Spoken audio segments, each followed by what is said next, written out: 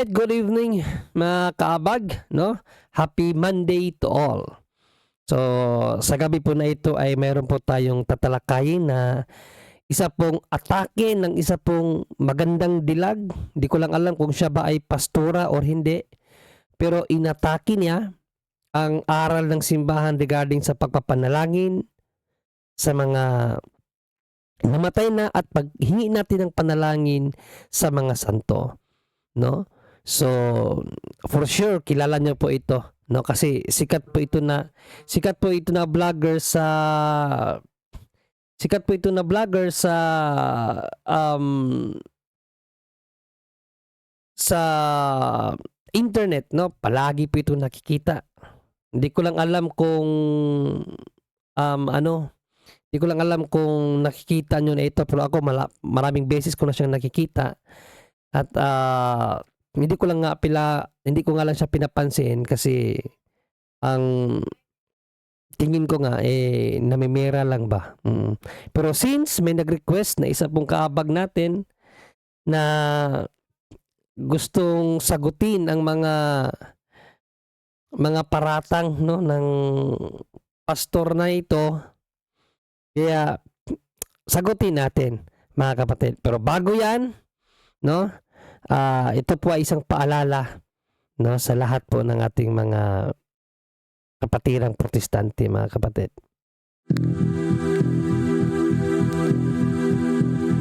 Dahil sa katotohanang ipinapangaral ng Santa Iglesia Katolika na hindi maitanggi ng mga protestante sa lungatang aral at bahayag ng mga pastor,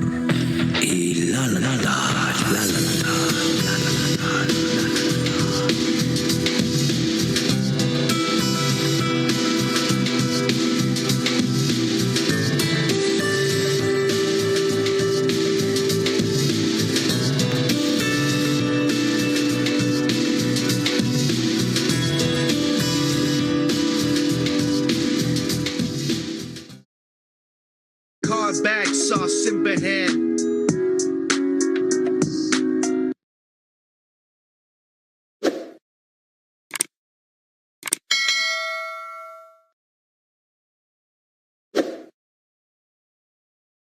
Right, sa mga bago pa lamang po sa atin pong programa, mga kapatid, ito po ang inyong abang lingkod, si Brother John Ray, no? At isa po ako sa co-host ng programang Punto por Punto, mga kapatid. Pero sa araw po na ito, off po ng programang Punto por Punto, kaya solo muna ako ngayon, mga kapatid, no? At hinihikayat ko po kayo na i-like at i-share po ang ating pong programa at pakipindot na rin ang subscribe button at ang notification bell para palagi kayong ma-update every time po na tayo po ay iire sa channel natin or kasama ang punto por punto o di naman po kaya ay mag-upload ako ng video, palagi po kayong ma-notify. Yan, maraming salamat po mga kapatid at umpisahan na po natin ang atin pong topiko. So pakinggan natin, no, ang nasabing video ni Sister Ganda, no, na I don't know kung pastora ba to or preacher lang, no, at nasa mga 1 minute and 46 seconds lang naman tong video niya, and then after nito balikan natin, isa-isahin natin pagsagot ang kaniyang mga paratang. Sa ngayon, pakinggan muna natin ng buo mga kapatid ang kaniyang pahayag.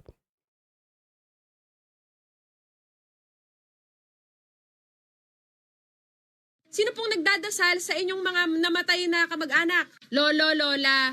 Lola, gabayan niyo po ako. Hindi na po dapat tayo nagpe-pray sa mga namatay. Dinadasalan si Mary, dinadasalan ng kung sino-sino mga santo.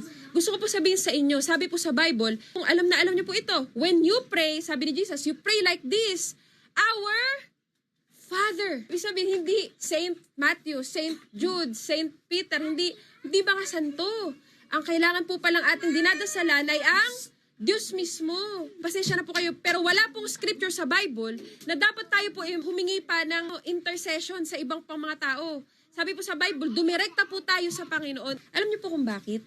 Sabi po sa Biblia, pinadala si Jesus Christ bilang mediator. Ibig sabihin po ng mediator, ang meaning po ng mediator ay access natin sa Diyos Ama. Na hindi na tayo dadaan sa pari o kung sino mang tao para tayo ay maka-access kay Lord.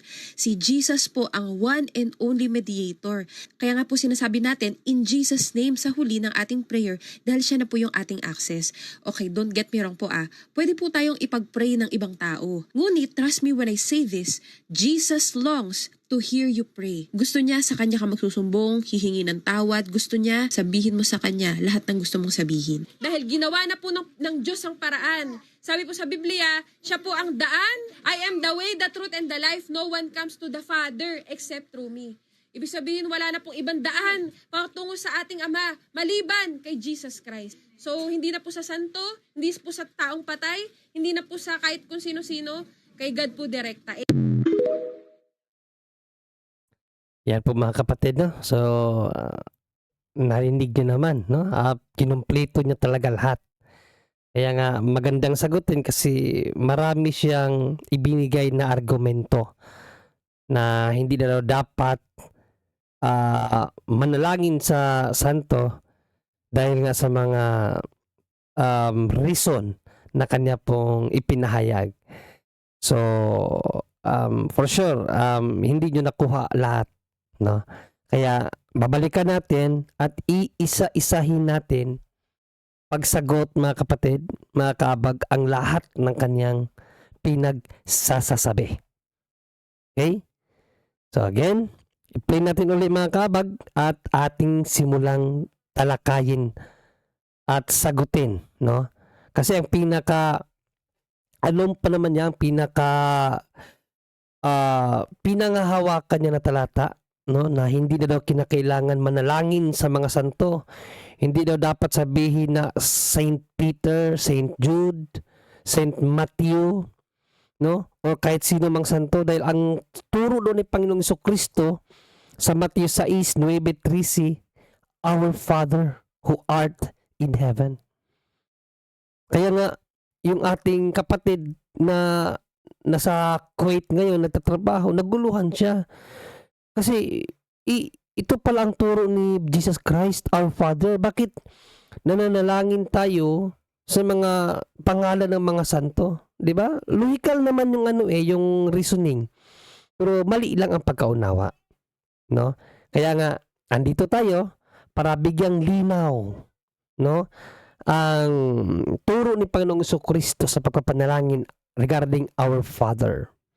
No? At ang turo naman ng simbahan sa paglapit natin sa mga santo, tulad nina St. Peter, St. Jude, St. Matthew, o sa kung sino mang santo na binanggit ng nasabing subject natin ngayon, no? Kaya atin pong pakinggan uli ng isa-isa mga kapatid at sagutin natin ng isa-isa din.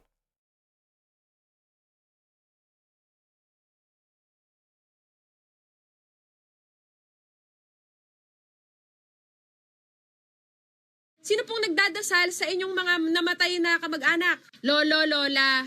Lola, gabayan niyo po ako. Hindi Okay, una-una mga kapatid, no? Sino daw sa atin dito ang nananalangin sa mga lolo't lula na namatay na, kung saan sinasabi daw natin na lolo, lola, gabayan niyo po ako. Una sa lahat, hindi yan turo ng simbahan. Okay? Walang turo ang simbahan na manalangin tayo sa ating mga namatay na ninuno o mga lolo o lola, no? At tayo ay hingi ng gabay sa kanila. Hindi turo ng simbahan yan.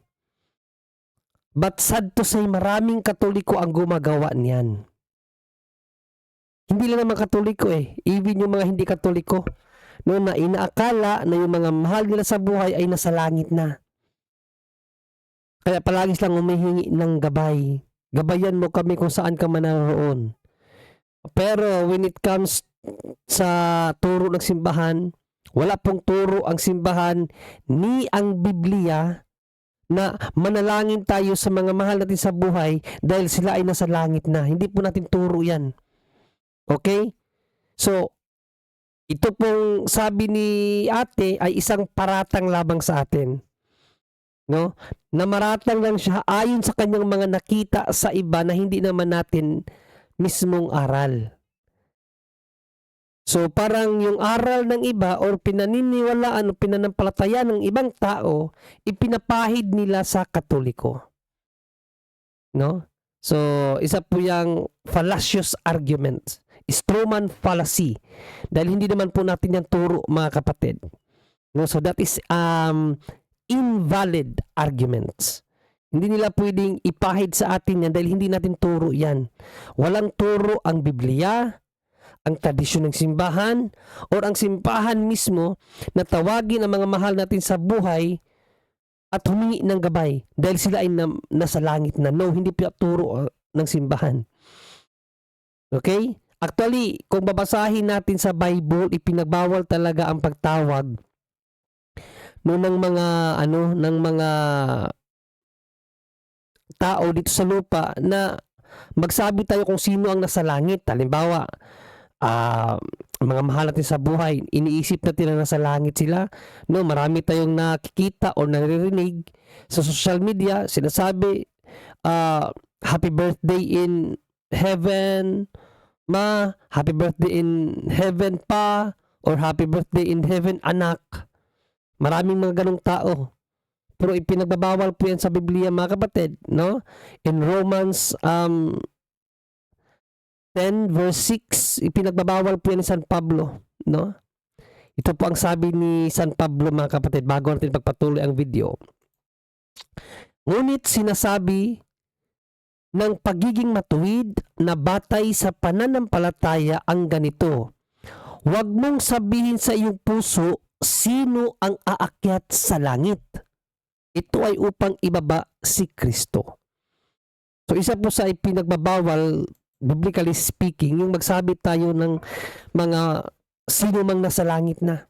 No, maliban sa simbahan, dahil ang simbahan, kinakanonize talaga ng simbahan yung mga taong siguradong nasa langit na. Pero yung mga individual na tao dito sa lupa magsabi na yung mga mahal na sa buhay nasa langit na, bawal po yan sa Bible, mga kapatid. Okay? Pero again, regarding sa atake ng babaeng ating subject ngayon na humihingi daw tayo ng gabay sa ating mga lulot-lula na namatay na nasa langit, hindi po natin aral yan, mga kapatid. No? So, namaratang lang sila sa hindi naman natin aral. Okay? So, bigay naman natin ngayon ang patuloy natin ang kanyang sinasabi. Hindi na po dapat tayo nagpe-pray sa mga namatay. Dinadasalan si Mary, dinadasalan ng kung sino-sino mga santo. Gusto ko po sabihin sa inyo, sabi po sa Bible, kung alam na alam niyo po ito, when you pray, sabi ni Jesus, you pray like this: Our Father. Ibig sabihin, hindi Saint Matthew, Saint Jude, Saint Peter, hindi mga santo. Okay? No? Malinaw, mga kapatid, ang kanyang sinabi. No? Na hindi na doon natin kinakailangan manalangin pa sa mga namatay na. Hindi na daw kinakailangan manalangin pa kay Mary. Dahil ang turo daw, mga kapatid, ng ating Panginoong Jesucristo sa Matthew 6:9 hanggang 13, Our Father who art in heaven, hallowed be thy name. Kaya hindi daw pangalan ni St. Peter, St. Matthew, St. Jude, o kahit sino mang santo ang dapat nating tawagin. Dahil ang turo ni Panginoong Jesucristo daw is our Father. Okay? So, bigyan natin ito ng sagot muna. Una, doon sa sinabi niya na hindi na natin dapat manalangin pa sa mga patay. Dalawa po yun, no? Panalangin sa mga patay at paghingi ng panalangin sa mga santo. Dalawa po yan. Pag sinabing patay, hindi po lahat ng pagpapanalangin patungkol sa pagpapanalangin doon sa mga patay na nasa purgatory. No? Dalawa po magkaiba yan. Dahil panalangin sa mga patay at paghingi ng panalangin sa mga santo. Okay, dalawa po yan. Dapat ma-distinguish po natin yan, mga kapatid. Kasi minsan kasi At nababanggit kasi nila na humihingi daw tayo o nananalangin daw tayo sa mga santo. Para bang pinapalabas nila na parang yung mga santo, ang katayuan ng mga santo, parehas sa mga patay na idinadalangin natin sa purgatorio. Iba po, magkahiwalay po yun. No? Panalangin sa mga namatay na nasa purgatory at paghingi ng panalangin sa mga santo na nasa langit. Dalawang magkaibang bagay po yun. So dapat ma-distinguish natin yan. Pero bago yan, dito muna tayo sa Matthew 6:9. No, dahil isa ito sa pinaka-argumento niya na kaya hindi na daw kinakailangan tawagin pa ang pangalan ni San Mateo, San Pedro, Saint Jude at kung sino pa mang santo. Dahil ang turo daw sa Matthew 6:9, nandyan sa screen natin, Our Father which art in heaven, hallowed be thy name. Okay, so paano ba natin to iuunawa or mauunawa? Ipaunawa ang Matthew 6:9, mga kapatid. Una, mga kapatid, no?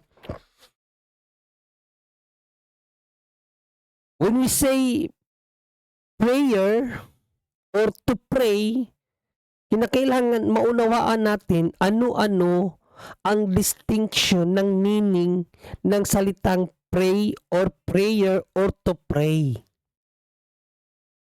No, dapat unawain muna natin dahil sa Bible ang salitang prayer ay marami siyang meaning, no? Isa diyan, to glorify, to worship, asking, and to intercede. Isa po 'yan sa mga bagay na dapat nating maunawaan, na hindi po lahat ng panalangin ay ito ang kahulugan. Halimbawa, yung sa Matthew 6:9 na sinasabi niya, yung Matthew 6:9, anong uri ng panalangin yun? So obviously, that is to worship and glorify the God the Father. Okay? Ang Matthew 6:9, kaya sabi ni Lord Jesus dyan, Our Father which art in heaven, meaning we glorify God sa kanyang kadakilaan sa langit at sa kanyang mga gawa at ang kanyang pangalan. Gino-glorify natin ang kanyang pangalan, ang kanyang gawa, ang kanyang kinaroroonan. Yan po ang panalangin na sinasabi ni Panginoon Kristo sa Matthew 6:9-13. No? Our Father which art in heaven, hallowed be thy name. We glorify the name of God. Yung kaniyang kinaroonan, yung kanyang kabanalan, yung kanyang pagkasiya, we glorify it as God, being God. Mga kapatid, yan ang itinuro ni Panginoon Kristo sa Matthew 6:9. No? So, hindi siya patungkol sa intercession ang Matthew 6:9. Ang panalangin na ginagawa natin na itinuro ng simbahan para sa mga santo, hindi man to glorify them, but to ask favor, to ask intercession. Okay, mga kapatid? However, no? Mali ba na i-glorify natin ang pangalan ng mga santo? Dahil sa Matthew 6:9, ang sabi dito sa Matthew 6:9, Our Father which art in heaven, yung panalangin na yan, no? Literally, to glorify God. No? Hallowed be thy name. To glorify the name of God. Mali ba na i-glorify din natin ang pangalan ng mga santo? Biblically speaking, mga kapatid, no. Hindi po yan mali. No? Kung ito ang ginagamit nilang talata para tutulan ang ating aral regarding intercession of saints, mali sila dahil hindi nila nauunawaan, no, ang lawak ng pag-glorify natin sa Diyos. Hindi nila nauunawaan. Limitado ang kanilang pag-uunawa sa banal na kasulatan, mga kapatid. Again, ang Matthew 6:9 is to glorify the name of God. Our Father which art in heaven, hallowed be thy name. We glorify the name of God. And this kind of glorification, kaisa dito si Panginoong Jesucristo. mga kapatid. No? Kasi nga, ang sabi nga ni Panginoong Kristo sa John 14:13, mga kapatid, sa John 14:13 ang sinabi ni Panginoong Kristo, at anumang hingi ninyo sa aking pangalan ay aking gagawin upang ang Ama ay maluwalhati sa anak. No? Sa King James Version, sa English, and whatsoever you shall ask in my name, that will I do, that the Father may be glorified in the Son. So kung gagamitin natin ang pangalan ng Panginoong Kristo, maluluwalhati ang Ama. Kasi nga, ang pangalan ni Panginoong Kristo kaisa sa kanyang Ama. No? So yan po ang isa sa paggamit ng pangalan ng Diyos to glorify God. So mali ba gamitin natin? O parangalan natin ang pangalan ng mga santo? Mali. Hindi po, what I mean is, hindi po mali, mga kapatid. No? Hindi po mali na i-glorify natin ang pangalan ng mga santo tulad ng pag-glorify natin sa pangalan ng Diyos. Bakit? No? In Matthew 17:22, no? Ang kaluwalhatian ni Panginoong Kristo na ibinigay sa kanya ng Ama, ibinigay din ng Panginoong Kristo sa kanyang mga alagad. Matthew 17:22, anong sinabi ni Panginoong Kristo, mga kapatid? At ang kaluwalhatiang ibinigay mo sa akin ay ibinigay ko sa kanila upang sila'y maging isa na gaya naman natin ay isa. Sino yung kanila or sila? Yung mga santo, yung mga apostol, mga kapatid. No? Sa English version, basahin natin. And the glory which you give me, I have given them, ibinigay sa yung kaluwalhatian ng Diyos, ibinigay din niya sa kanyang mga alagad, that they may be one just as we are one. Yung pagluluwalhati sa pangalan ng Ama, ibinigay din ng Diyos para luwalhatiin din ang kanyang mga alagad, ang kanyang mga hinirang. Ang pangalan ng kanyang mga hinirang, kaya hindi po mali. Sabihin natin, Saint Joseph, pray for us. Saint Jude, pray for us. Saint Luke, o kahit sino mang santo sa langit, please pray for us. No? Bakit? Mga kapatid, when we glorify the saints, we glorify God. John 17:10. Yan ang sinabi ni Panginoong Kristo. Ang lahat ng sa akin ay iyo, at ang sa iyo ay akin, at ako'y naluluwalhati sa kanila. Sino yung kanila? Yung mga alagad ni Kristo. Basahin natin sa English. And all mine are yours, and yours are mine, and I am glorified in them. When we glorify saints, we glorify God. Mga kapatid, yan po ang aral ng glorification through the name of God. No? So hindi lang nila nauunawaan ano ang ipinapahiwatig ng Panginoong Kristo sa Mateo 6:9. Hindi po yan para kontrahin ang aral natin. No, hindi. No? Hindi po. Again, ang Matthew 6:9 na panalangin, hindi yan to ask intercession or to ask something to God. No, is to glorify God. But however, ang glorification na yan, ibinigay din yan ng Diyos sa kanyang mga alagad. Kaya nga in Romans 8:30, ano ang sinabi ni San Pablo sa Romans 8:30? Moreover, whom He predestined, this He also called, and whom He called, this He also justified, and whom He justified, this He also glorified. God glorified. No? Ang mga santo, mga kapatid, His saints. No? God glorified His saints. Kung ang Diyos nag-glorify sa kanyang mga santo, sino ka ba namang tao ka na hindi mag-glorify sa mga santo? Nakuha niyo mga kapatid?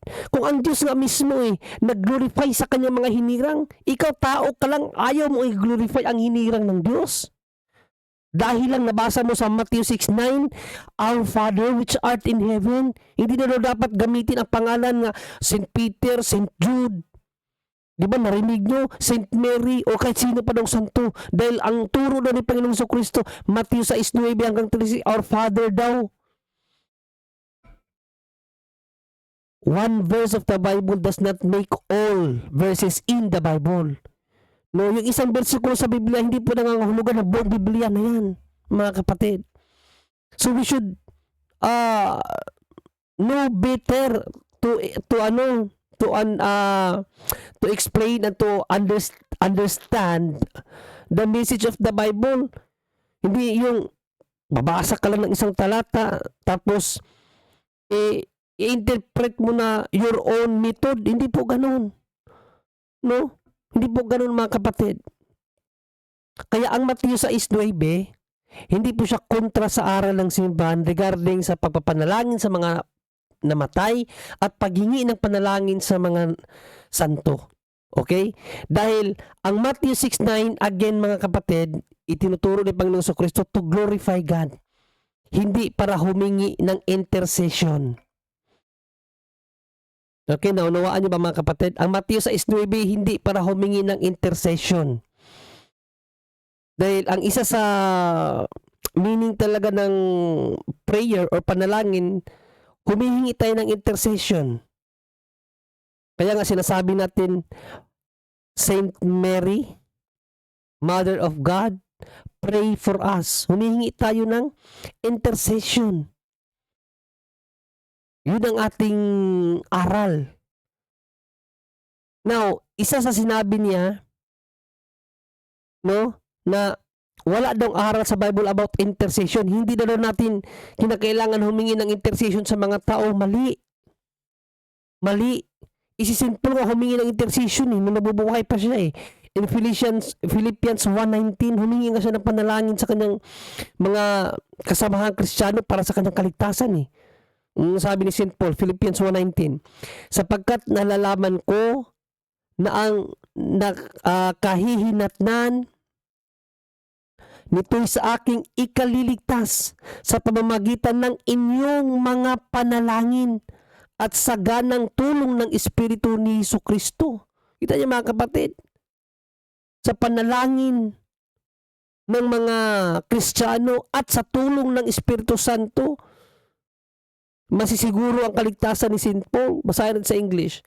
For I know that this will turn out for my deliverance through your prayer and the supply of the Spirit of Jesus Christ through the prayer of the Christians, mga kapatid. No, masisiguro yung kaligtasan ni St. Paul. Pakalinaw po yan mga kapatid. No, hindi po mali ang intercession. Aral po yan sa Bible. At yan ang tinuturo ng simbahan. No? In 1 Timothy 2:1, mga kapatid, 1 Timothy 2:1, letra por letra. No, 1 Timothy, nasaan na 1 Timothy 2:1, aral yan sa Bible mga kapatid, ang intercession. Di ko alam bakit niya sinabi, narinig yun naman kaganina, sinabi niya na hindi daw kinakailangan or wala daw sa Bible ang intercession sa mga tao. Mayroon. 1 Timothy 2:1 mga kapatid. King James Version pa yan. Biblia ng mga Protestante. Therefore, I exhort thee, first of all, that supplications, prayers, intercessions, and giving of thanks be made for all men. Ano daw? Intercessions or prayers be made for all men. Be made for all men. For all men. No? Gagawin para sa lahat ng mga tao. At kung makikita nyo dito, hindi sinabi dito na sa mga buhay lang, kundi for all men. Walang ano dito. walang restriction na maliban sa mga namatay na, walang ganun. For all men. No? For all men. Ang intercession para sa lahat ay yung mga santo. Hindi ba sila perfect men sa langit? Perfect sila eh. In Hebrews 12:22-24 mga kapatid. No? Kinilala pa rin silang mga tao, mga perpektong tao sa langit. 12:22-24. No? Or 22-23 lang. Sabi ni St. Paul. Therefore, 22, sabi dito, but you have come to Mount Zion and to the city of the living God, the heavenly Jerusalem, to an innumerable company of angels, to the general assembly and church of the firstborn, who are registered in heaven. So yung church na ito nasa langit na. Ang church na ito nasa langit na. To God, the judge of all, to the spirits of just men. Ano? Tandaan niyo po ito just men, yung mga espiritu daw, yung mga tuwid na tao, made perfect, ginawang perfecto na nasa langit. Ang mga espiritu ng mga tao na nasa langit, perfecto na mga kapatid, perfect na. Perfect na ang kanilang espiritu sa langit. O ano ang sinabi ni St. Paul kaganina sa 1 Timothy 2:1? Para saan ang intercession? Intercessions be made for all men. So yung mga tao, mga kapatid, yung mga tao sa langit, kasali sa aral ni Paul na intercessions be made for all men. Kaya nga tayo lumalapit kasi turo yan ni St. Paul, intercession for all men. Yung mga kaluluwa ng mga tao, yung mga santo na nasa langit na, kinilala pa rin ni St. Paul yun na men. Ang pinagkaiba lang, perfecto na sila. Tayo, hindi pa tayo perfect dito sa lupa. So yan po, ang aral ng intercession, very biblical mga kapatid. No? Mali yung sinabi ni Ate Ganda na wala daw aral sa Bible about intercession. Meron, hindi lang niya alam. Actually, ang una nag-i-intercede sa atin, ang Holy Spirit nga Tapos sabihin niya na hindi daw aral ang intercession sa Bible. Ang Holy Spirit nga nag-i-intercede sa atin No? Kung babasahin natin ang Romans 8, mga kapatid, Romans 8:26, ang nag-i-intercede sa atin ang Holy Spirit. Iwan ko sa pasturang ito. Nagbabasa ng Bible pero hindi alam kung ano yung pinagsasasabi niya. No, wala daw intercession sa Bible. Sa Romans 8:26, ang nag-i-intercede sa atin ng Holy Spirit, mga kapatid. No, basahin natin Likewise, the Spirit also helps in our weakness, for we do not know what we should pray for as we ought, but the Spirit Himself makes intercession for us with groanings which cannot be uttered. Ang nag-i-intercede sa atin nga kasi minsan hindi tayo marunong manalangin Ang Holy Spirit, nag-i-intercede siya sa atin. Tapos sasabihin ng pastura nating pinapakinggan ngayon, wala daw aral na intercession sa Bible. Para lang i-deny ang aral ng simbahan about intercession of saints. Ipinapangaral niya na walang intercession sa Bible. Meron intercession para sa mga tao, meaning sa mga saints, kasi nga nasa langit na Even nga dito sa lupa, tinawag pa rin tayong saints No? So sa lupa at langit, mga saints yan, tinawag ni Paul na men. Intercessions be made for all men, heaven and earth. No? At intercession galing sa Espiritu Santo, siya ang mag-i-intercede sa atin. Tapos sabihin niya, wala daw intercession na aral sa Bible. So ibig sabihin pala ang Holy Spirit hindi nag-i-intercede, at mali pala ang sumulat sa Romans na si St. Paul na ang Holy Spirit nag-i-intercede sa atin. Mali pala. Yan po ang problema, mga kapatid, mga kaabag. Kapag bulaang propeta ang gagamit ng Bible, masira talaga ang turo ng Diyos. Sirang-sira talaga ang turo ng Diyos kapag mga bulaang propeta ang gagamit ng Bible, mga kapatid. No? Okay, so pagpatuloy pa natin ang mga sinabi ni Sister Ganda at sagutin natin. Ang kailangan po palang ating dinadasalan ay ang Diyos mismo. Pasensya na po kayo, pero wala pong scripture sa Bible na dapat tayo po humingi pa ng intercession sa ibang pang mga tao. Kita nyo? Anong sinabi niya? Wala daw aral sa Bible na tayo ay humingi pa ng intercession sa mga tao.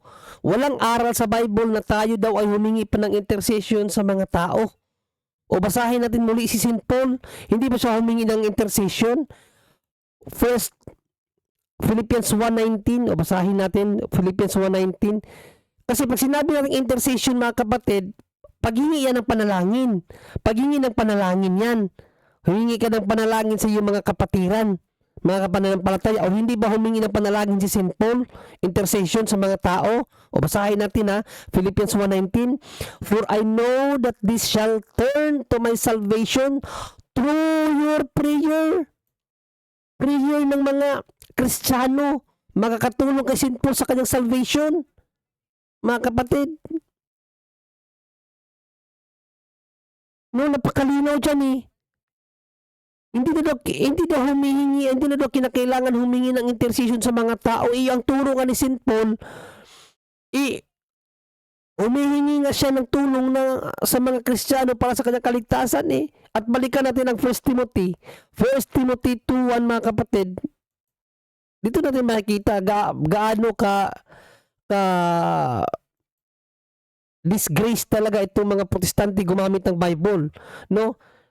Again ang sabi niya, wala daw aral sa Bible na humingi ng tulong ng intercession sa mga santo o sa mga tao. O ano ang sabi ni St. Paul?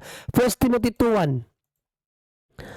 I exhort therefore that first of all supplications, prayers, intercession, sabi niya wala daw intercession sa Bible, and giving of thanks be made for all men.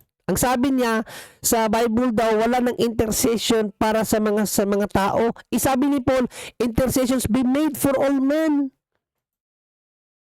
Nakuha niyo ba, mga kapatid? No? Ang aral niya wala ng intercession para sa mga tao, pero ang aral ni Paul, intercessions be made for all men. 'Di ba? So halata talaga na mga talaga sila, distorter talaga sila ng Bible, mga kapatid. No? Distorter talaga sila ng Bible. O, ano ang reason bakit daw wala ng intercession kahit meron naman? Pakinggan natin patuloy. Sabi po sa Bible, dumirekta po tayo sa Panginoon. Alam niyo po kung bakit? Mali po yun, mga kapatid. Mali po. Mali po yun na dumirekta tayo sa Panginoon. Wala pong ganung aral. Actually, ang aral ni St. Paul, no, lumapit kayo sa mga anghel, sa Diyos, sa mga espiritu ng mga taong ginawang ganap sa langit at kay Panginoong Jesucristo. 4, hindi sa Diyos lang. 4, basahin natin sa Tagalog na version. No? Yung Hebrews 12:22-24, mga kapatid. Sa Diyos lang ba tayo pinapalapit ni St. Paul? Hindi. Kulang sa kanila. O Hebrews 12:22-24, mga kapatid. Basahin natin sa Tagalog. Kung kanino tayo pinapalapit, sa Diyos lang ba? Hindi. Sa Diyos, sa anghel, sa mga santo, at kay Panginoon Jesucristo, 4. O basahin natin Sa halip, ang nilapitan ninyo ay ang bundok ng Zion, at ang lungsod ng Diyos na buhay, ang Jerusalem sa langit, na kinaroroonan ng di mabilang na anghel. O, saan daw nilapitan ng mga tao? Sa mga anghel, una. Then, sa 23, dumalok kayo sa masayang pagtitipon ng mga itinuring na panganay. Ang kanilang mga pangalan ay nakatala na sa langit. Lumapit kayo. O, saan tayo lumapit? Una, sa Diyos na hukom ng lahat. O, dyan kayo unang lumapit sa Diyos, pinakauna. Pangalawa, at sa mga espiritu ng mga taong ginawang ganap. O, kanina nabasa natin, anghel, tapos lumapit sa Diyos, sa espiritu ng mga taong ginagawang ganap, at sa pang-4, lumapit kayo kay Jesus. O, di ba? Isa lang ba sa Diyos lang ba mga kapatid tayo pinapalapit ni St. Paul? Hindi. 4. Ang nilapitan niyo, ang anghel, tapos lumapit kayo sa Diyos at sa Espiritu ng mga taong ginawang ganap at kay Panginoong Kristo. 4. Kaya nga ang nakatupad talaga niyan ang simbahan. Kaya nga tayo mga Katoliko, di ba, lumalapit tayo sa Diyos. Tayo mga Katoliko, lumalapit tayo sa Diyos. Ang mga Protestante, lumalapit din sa Diyos. So, tabla tayo. Tabla. No? Tabla. Kasi parehas tayo lumalapit sa Diyos. Yung pangalawa, lumapit sa mga espiritu ng mga taong ginawang ganap. Sabi ni St. Paul, lumapit kayo sa espiritu ng mga taong ginawang ganap. Tayo lumalapit tayo sa espiritu ng mga taong gumagawa ganap. How about mga Protestante? Hindi, bagsak sila. So kulang na ang aral nila. Kulang na. Ang isa, lumapit kayo kay Jesus. Parehas na naman. Lumalapit tayo kay Jesus, lumalapit din sila. Ang pang-4, lumapit sa mga anghel. Kaya nga, mayroon tayong angel of God, di ba? My guardian there, to whom God's love commits me here, ever this day, be at my side. Be at my side. To light and guide, to rule and guard. Amen. Mayroon tayong panalangin, paglapit sa mga anghel. Gumagawa tayo. Sila, hindi pa rin kasi sa kanila, direkta lang daw sa Diyos. So laglag sila, kulang ang aral nila, INC, incomplete. Diba? Sabihin nila, direkta lang daw sa Diyos, wala na daw ibang lapitan. Ang sabi ni St. Paul, 4 yun eh. Lumapit sa Diyos, sa espiritu ng mga taong ginawang ganap, sa anghel, at lumapit kay Jesus, 4 yun eh. Di ba mga kapatid? Napakalino ang aral natin. So, pagpatuloy natin si ate. Pagpatuloy natin. Sabi po sa Biblia, pinadala si Jesus Christ bilang mediator. Ibig sabihin po ng mediator, ang meaning po ng mediator ay access natin sa Diyos Ama. Na hindi na tayo dadaan sa pari o kung sino mang tao para tayo ay maka-access kay Lord. Mali yan. No? Ang meaning daw ng mediator is access to God. Well, some sort, parang okay din naman yung kanya explanation na access to God. No, pero hindi naman talaga yan ang pinaka-meaning ng mediator. Ang meaning ng mediator talaga, in Tagalog pa, tagapamagitan. Namamagitan si Panginoon Kristo sa atin at sa Diyos.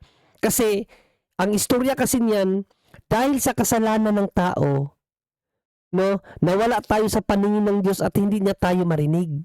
Yan ang sinabi ni Propeta Isaias. Papaliwanag ko sa inyo ha. Ano ang reason kung bakit nag-mediate si Lord Jesus or namagitan siya sa atin? Dahil ayon kay Isaias, no, basahin natin ha, para maunawaan yung talaga ang Bible.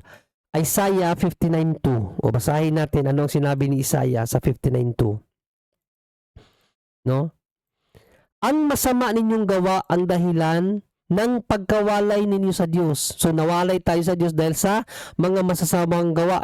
Sa ibang salin, pagkakasala, no? Nagkasala kayo kaya hindi niya kayo makita at hindi niya kayo marinig. So yan ang reason kung bakit pumarito ang ating Panginoong Kristo para siya ang mamagitan. No? Ibinalik ni Panginoong Kristo ang relasyon ng Diyos at ng tao. So si Panginoong Kristo naging tulay. Kaya nga sabi niya access to God. So parang hindi naman siya mali. No, pero ang pinaka intact talaga na meaning ng mediator, tagapamagitan. In other words, intercessor si Panginoong Kristo. No, intercessor siya. Pero mali yung sinabi niya na hindi daw kinakailangan lumapit sa mga santo o sa mga pare. Mali 'yon. Dahil unang-una nabasa natin ipinapalapit tayo sa mga santo. 'Di ba?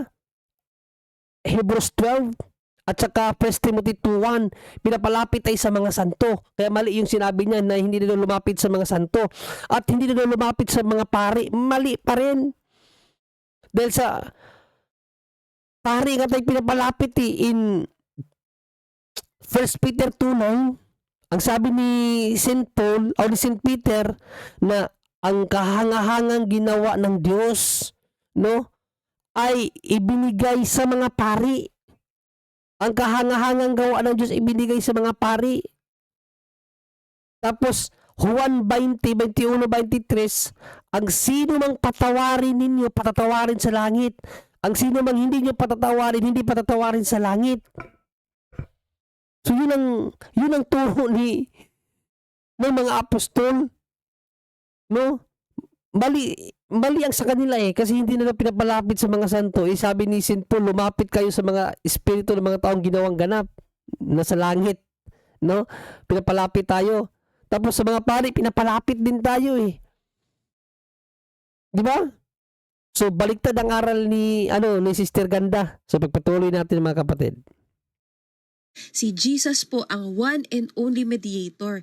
Kaya nga po sinasabi natin, in Jesus' name sa huli ng ating prayer dahil siya na po yung ating access. Okay, don't get me wrong po Pwede po tayong ipag-pray ng ibang tao. Ngunit, trust me when I say this, Diba? Don't get me wrong daw. Pwede daw tayong ipanalangin ng ibang tao. Pero anong sabi niya kaganina? Walang aral sa Bible na humingi ng intercession para sa mga tao. So, kinain niya yung kanyang sinabi kaganina. Diba? Pwede naman pala bakit sinabi mong walang aral sa Bible na pwede tayong humingi ng intercession kung pwede pala tayong ipanalangin ng iba? Diba? Kontrahan siya mga kapatid. Mapagpatuloy natin.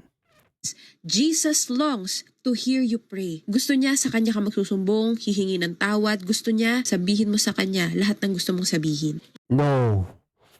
Mali. No? Kay Panginoong Jesucristo lang na tayo hihingi ng tawad. Mali. O, anong sinabi ni Panginoong Jesucristo sa John? No? Sa John 20:21-23. Sinabi ba niya dito na dapat ang hihingi ng tawad sa akin lang? Hindi. O sinabi niya sa kanyang mga alagad, sa mga apostol. Sinabi naman ni Jesus, sumain niyo ang kapayapaan. Kung paanong isinugo ako ng Ama, isinusugo ko rin kayo. Take note kung paano daw isinugo si Panginoong Jesucristo, ganun din niya isinusugo ang kanyang simbahan. So si Panginoong Jesucristo, nung pumarito siya, nagpatawad siya ng mga tao. So kung paano akong isinugo, ganun ko rin kayo isinugo. Kung isinugo si Panginoong Jesucristo ng Ama dito sa lupa para magpatawad sa mga tao, ganun din ang kanyang simbahan. Sinugo din niya ang kanyang simbahan para magpatawad sa kasalanan ng mga tao. Kaya nga sa 23, idinikta natin sa 23, ang patatawarin ninyo o sa simbahan na yan, ang patatawarin ng simbahan, mga kaparian, sa kanilang mga kasalanan ay pinatawad na nga. Subalit ang hindi ninyo patatawarin ay hindi nga pinatawad. Di ba mali-mali talagang aral niya? Mali-mali talaga ang aral niya mga kapatid. Papatuloy natin. Kaya nga sabi ko maganda lang siya. Pero bulaan. Pagpatuloy natin ang aral ni sister. Dahil ginawa na po ng Diyos ang paraan. Sabi po sa Biblia, siya po ang daan. I am the way, the truth, and the life. No one comes to the Father except through me. Yes. Totoo yun mga kapatid. No? John 14:6, sabi ni Panginoon Jesucristo, I am the way, the truth, and the life. No one can comes to the Father except through me. Totoo yun, pero hindi yun nangangahulugan na hindi na niya binigyan ng access ang kanyang mga alagad na maging daan din. Hindi yan ang hindi niya naunawaan mga kapatid. No? Yes, the only way to the Father is Lord Jesus alone. Totoo po yun. Pero ang mga santo, lalong-lalo na ang simbahan, daan din yun. Daan yun kay Panginoong Jesucristo para si Panginoong Jesucristo magatid sa atin sa kanyang Ama. Yun po ang connection nun. Hindi niya alam na sa Bible, si St. Paul, ang simbahan tinawag ni St. Paul na daan. O basahin muna natin bago ko ipaliwanag sa inyo ano ang koneksyon ng pagkadaan ng ating Panginoong Jesucristo sa simbahan na tinawag din na daan. O ano ang koneksyon yan? Hiwalay ba yan sa pagkadaan ng Panginoong Jesucristo tungo sa kanyang Ama? Hindi. Hindi mga kapatid. O basahin muna natin sa Bible na ang simbahan tinawag ni St. Paul na daan. O nung hindi pa na-convert si St. Paul, pinagpapatay niya ang mga Kristiyano. Diba? Naging taga-usig siya sa mga Kristiyano, pinagpapatay niya. Ano ang tawag ni St. Paul sa mga unang Kristiyano na pinatay niya? O basahin muna natin, no? Sa Gawa 22:4. Ano ang tawag ni St. Paul sa mga unang Kristiyano na pinagpapatay niya, pinag-uusig niya? Atong sinabi ni St. Paul, aking pinag-uusig ang daang o ang daan, yung mga Kristiyano, daang ito. No? Ang mga Kristiyano tinawag niyang daan hanggang sa kamatayan na ginagapos at pinapasok sa mga bilangguan ang mga lalaki at mga babae. So yung mga unang Kristiyano tinawag niyang daan. No? Sa Gawa 24:14 sabi niya, ngunit ito ang inaamin ko sa iyo na ayon sa daan, no, na kanilang tinatawag na sekta, kasi dati ang simbahan sa panahon ng mga apostol, sekta pa lang yan, hindi pa siya laganap sekta pa lang, sekta na bukod sa relihiyong Hudiyo, may umusbong na bagong pananampalataya yung kay Panginoong Kristo na tinawag ni St. Paul na daan, no, bagong sekta sa panahon nila. Ay sinasamba ko ang Diyos ng aming mga ninuno na pinaniniwalaan ang lahat ng bagay na alinsunod sa kautusan o nasusulat sa mga propeta. Yan ang hindi alam ni Ate Girl. No? Na ang simbahan pala, tinawag din ni St. Paul na daan. So hindi hiwalay ang daan na simbahan sa pagkadaan ni Panginoong Kristo sa kanyang Ama. Hindi po yan hiwalay, mga kapatid. Kaya nga sa puro ng simbahan, mayroong analogy. No, may analogy. Sabi ni Panginoong Kristo, I am the way. So siya ang daan. Saan? Sa kanyang Ama. No one comes to the Father except through me. So wala makakapunta sa Ama kung hindi sa pamamagitan ni Panginoong Kristo. Ibig sabihin, si Panginoong Kristo ang daan. No? Pero, sabi ni Paul, yung simbahan na itinatag ni Kristo, tinawag yun na daan. Now, question, contrary ba yun sa pagkadaan ni Panginoong Kristo? Hindi. Dahil si Panginoong Kristo, kung ilalagay natin sa analogy, siya ang tawag dyan yung national road. Siya yung national road. No? Pinakadaanan patungo sa munisipyo, ibig sabihin ng kanyang Ama. Siya ang national road. Yung simbahan naman, yung mga santo, yun naman tinatawag na subsidiary road. No?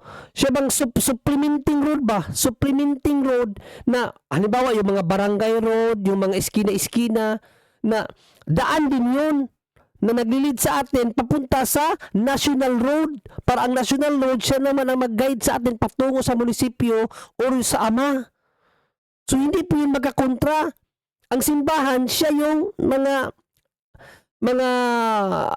iskinita na daan patungo sa national road. Yan ang analogy dyan. Kaya hindi yan magkakontra. Yes, totoo. No, John 14:6, I am the way. No one can comes to the Father except through me. Yes. Pero ang simbahan, daan din yun. No, daan na maglilid sa atin sa national road para ang national road ang maglid sa atin patungo sa kanyang Ama. Yun ang hindi alam ni Ate Girl na aral regarding sa pagkadaan ng simbahan, mga kapatid. Hindi nila alam yun. Kasi proof texting sila. John 14:6, I am the way. So wala nang ibang daan. Mali, magbasa kayo ng Biblia kasi ang pahayag ng Diyos hindi sa isang talata lang. Sabi ni St. Paul, ang simbahan, daan din yan. Kaya nga sabi ni St. Paul di ba? Ang ulo ng iglesia, si Panginoong Kristo, na ang kanyang katawan, ang iglesia. So, hindi hiwalay ang pagkadaan ni Panginoong Kristo at ang pagkadaan ng iglesia. Hindi yan hiwalay. Parehas yan. Kung sa baga, magkaano ang daan na si Panginoong Kristo at ang iglesia, tawag dyan, workmate, kumbaga, parehas ng layunin, i-lead ang mga tao sa munisipyo na siya ang Ama ni Panginoong Kristo. So ang trabaho ng simbahan na daan, parehas ng trabaho ni Panginoong Kristo na daan din as a national road.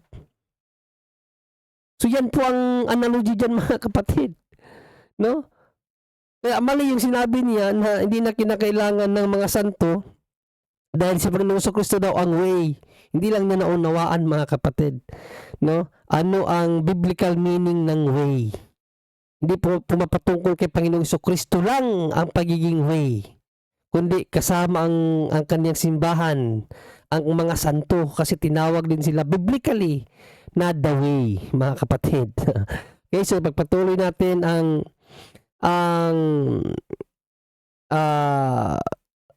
pahayag ni Ate Girl. Ibig sabihin, wala na pong ibang daan. Wala na ibang daan.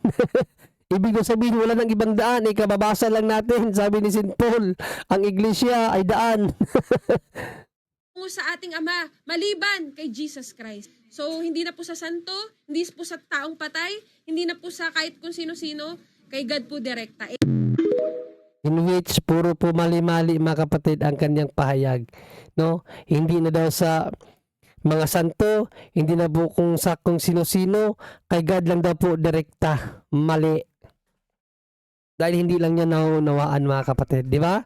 So at least narinig nyo ngayon mga kapatid kung paano kontrahin yung mga ano nila, mga argumento nila, yung the way. So aralin nyo po yun mga kapatid, no? Kung paano i-counter yung mga atake nila na wala nang ibang lalapitan, ang Diyos lang, si Panginoong Kristo, dahil si Panginoong Kristo ang daan, no? So hindi po natin kinukontra yung pagiging daan ni Panginoong Kristo. Actually, nilalawakan lang natin dahil ang pagkadaan ni Panginoong Kristo hindi niya ipinagkait sa kanyang simbahan, no? Sa kanyang mga santo. Dahil even Paul tinawag na daan ang simbahan. So again, uulitin ko, no, yung pong analogy. Si Panginoong Kristo ang national road. Siya ang maglilid sa atin papunta sa munisipyo na kanyang Ama. So, yung mga santo naman o ang simbahan, yun naman ang mga provincial road, barangay road, no? Yung mga eskinita road. Sila yung maglilid sa atin patungo sa national road ng ating Panginoong Kristo. Dahil si Panginoong Kristo na national road ang maglilid sa atin sa munisipyo ng kanyang Ama. So yan po ang explanation dyan mga kapatid. Okay? So sana naunawaan nyo, no? Kaya nga iniisa-isa ko para maunawaan nyo lahat ng argumento nila. Pangalawa, doon tayo sa sinabi niyang hindi na dapat ipanalangin ang mga namatay. Oh, question. Saan din sa Bible? Di ba? Yan ang tanong natin. Saan sa Bible sinabi ng Diyos o ng mga apostol na hindi na kinakailangan ipanalangin ang mga patay? Dahil kung hindi sila makapagbigay, magbigay tayo. Ganyan lang kadali mga kapatid. Pag hindi kayo makapagbigay na bawal ipanalangin ang mga namatay na, manahimik na lang kayo. Dahil kaya namin kayo bigyan, biblically speaking, na ang mga namatay na ay ipinapanalangin. Di ba mga kapatid? Yan po ang kulang sa kanila. Ang tamang pag-uunawa sa banal na kasulatan. Dahil limitado ang kanilang unawa, limitado ang kanilang pag-iisip. Limitado lahat sa kanila. No? While ang simbahan na nagturo sa atin, sinisid na ang lahat mga kapatid. No? Ang lalim talaga ng aral ng simbahan. Now, tingnan natin, biblically speaking, yung bang mga namatay na ay hindi ipinapanalangin? No? Biblically speaking, ibig sabihin, wala bang mga tao o karakter sa Bible na nananalangin para sa mga namatay na? Wala ba? Kasi yun ang argumento nila no? Na hindi na ipapanalangin ang mga namatay na. Ang question ko nga dyan, saan yan sa Bible na hindi na ipapanalangin ang mga namatay na? Dahil kaya kong magbigay na yung mga namatay na ipinanalangin ng mga karakter na nasa Biblia. No? Bakit? Ano bang pinakaturo ng Diyos? Unang-una. Unang-una, ano bang pinakaturo ng Diyos unang-una? Basahin natin na anong pinakaturo ng Diyos unang-una. Basahin natin sa Magandang Balita Biblia sa Ecclesiastico 7:33. Ano ang turo ng Diyos para sa mga namatay na? Sinabi ba ng Diyos na kalimutan nyo na yung mga namatay na, itsapwera nyo na yan? Yan ba ang turo ng Diyos ng banal na kasulatan? Hindi. Basahin natin. Ano ang pinakaturo ng Diyos sa mga namatay na mga kapatid? Sabi dito, hindi pala to Bible. Sabi dito, magmagandang loob ka sa mga buhay at huwag mong ipagkait ang tulong mo sa mga patay. No? Pati yung tulong ay hindi pwedeng ipagkait sa mga patay. Hindi kinalimutan ng Diyos ang mga namatay na. Ito mga protestante, kinalimutan na nila ang tulong nila sa mga patay na. Question, Ano ang pinaka pwede mong gawin na tulong para sa mga namatay na? Pakisagot niyo mga kapatid. Basahin ko ang unang makasagot. Ano ang pinaka pwedeng maitulong nyo sa mga namatay na? Dahil yun ang utos ng Diyos eh. Huwag mong ipagkait ang tulong mo sa mga buhay, pati na sa mga namatay. So ano ang pwede mong pinakamagawang tulong para sa mga namatay na? Sino ang makapagsagot mga kapatid? Shout out natin ng ayun, si Sister Cynthia Salan, panalangin po. Amen. Yan lang ang pinaka pwede mong gawin sa mga namatay na, panalangin. Dahil ang mga material na bagay, wala na yang tuwang sa mga namatay na dahil hindi na nila yan na-appreciate according sa Ecclesiastes sa Ais 9:10, no, na ang mga namatay na wala nang kamuang-muang dito sa mundo. Wala nang silang nakakaalam kung ano mga ginagawa natin. Yung ibig sabihin, reparado sa kanilang katawan. No, kaya yung mga material na bagay, hindi yan ang mga tulong na gusto ng Diyos na ibigay mo sa mga namatay na. Hindi yan. No, basahin muna natin ang Ecclesiastes sa mga ngaral sa Ais 9:10, no?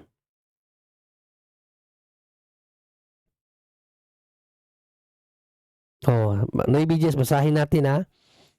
Na para maunawaan natin anong uri ng tulong ang gusto ng Diyos sa mga namatay na. Sabi dito, mabuti pa ay masiyahan sa anumang kalagayan kaysa mangarap ng di naman makamtan. Ito man ay walang kabuluhan tulad ng paghahabol sa hangin.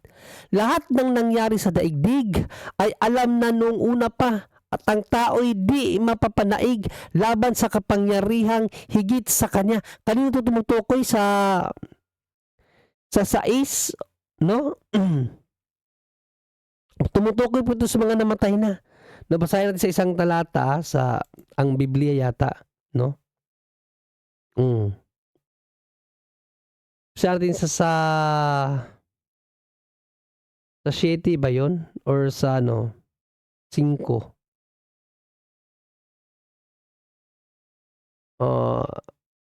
Okay, sa 9:10 na lang agad.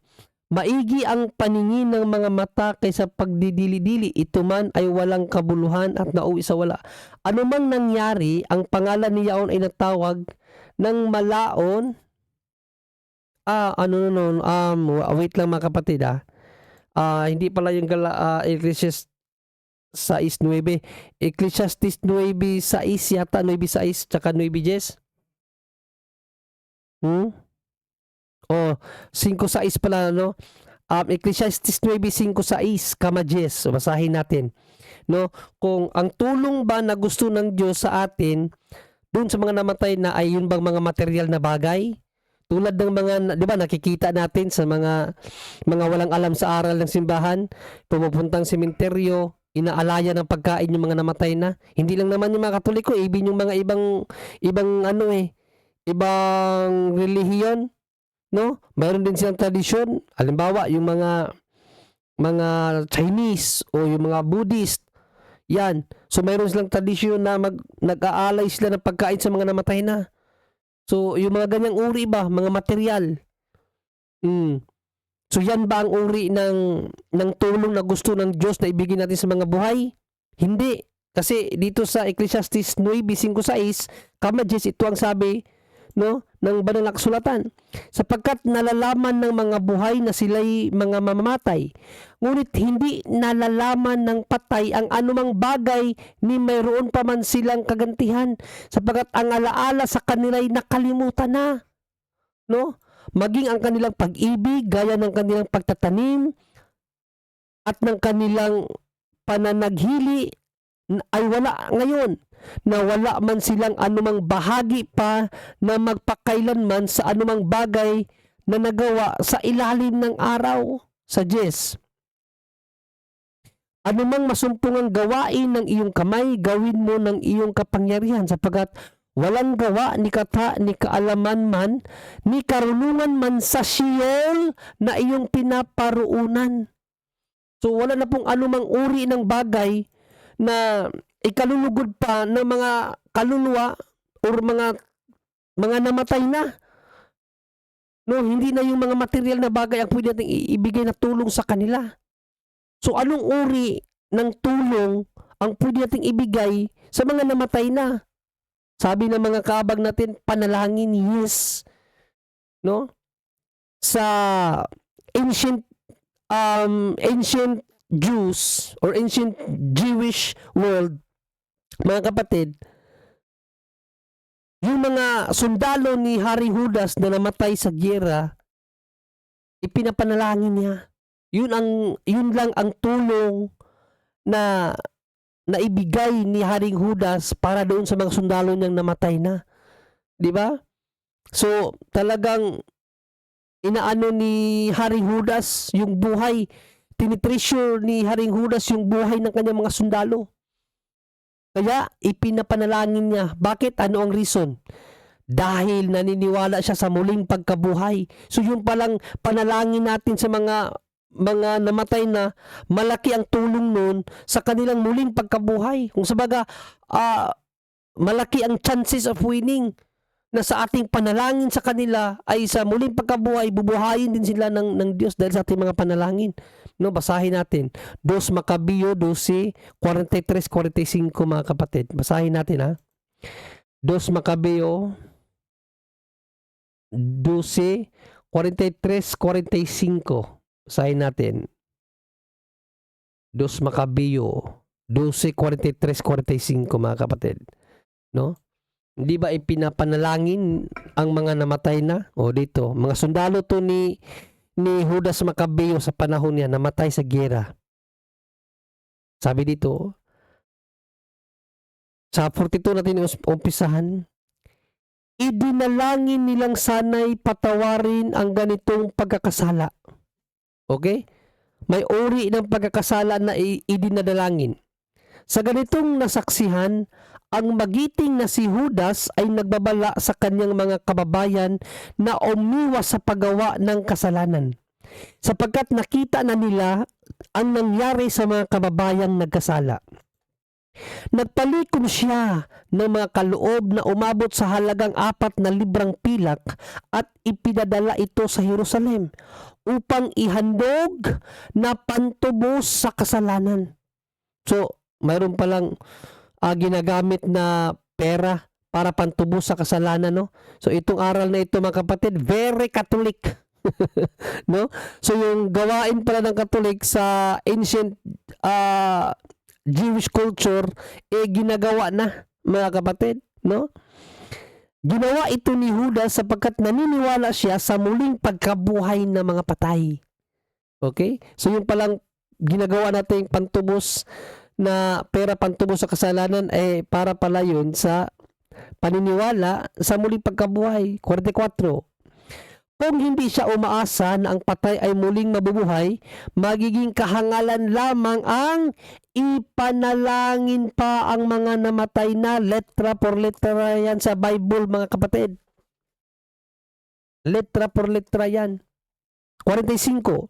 Dahil buo ang kanyang paniniwala na ang lahat ng namatay na nananatiling makadiyos ay tatanggap ng dakilang gantimpala, ginawa niya ang paghahandog na iyon upang ang pagkakasala ng mga namatay na ay patawarin. So yun pala ang reason kung bakit tayo nanalangin para sa mga namatay na, dahil umaasa tayo na sa ating pagpapanalangin sa kanila, ang kanilang mga kasalanan ay patawarin. Letra por letra yan sa Bible, mga kapatid.